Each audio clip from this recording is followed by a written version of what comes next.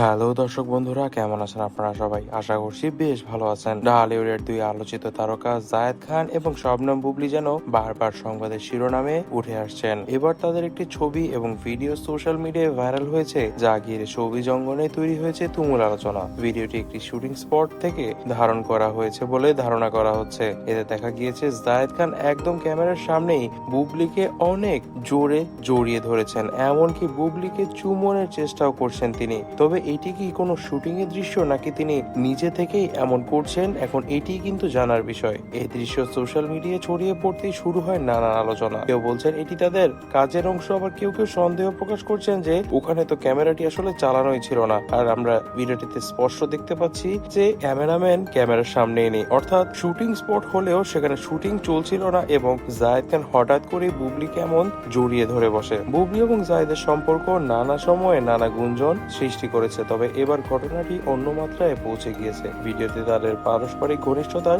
ভঙ্গিমা দেখে ভক্তরা দ্বিধাদ্বন্দ্বে পড়েছেন। এটি অনলাইন প্ল্যাটফর্মের মন্তব্য সেকশনে একজন লিখেছেন, ব্যক্তিগত জীবনে সবাই নিজের মতো করে বাঁচতে চায়, তবে তারা যদি কিছু লুকানোর চেষ্টা করে থাকে তবে মানুষের উচিত সেটাকে সম্মান প্রদর্শন করা। অন্যদিকে আরেকজন লিখেছেন, এই ধরনের ভিডিও আসলে পরিকল্পিত হতে পারে তারা তাদের নিজেদের ফেমাস করার জন্য এই ধরনের কর্মকাণ্ড করছেন। জায়েদ খানকে এই ব্যাপারে জিজ্ঞেস করা হলে তিনি হেসে বিষয়টিকে এড়িয়ে যান।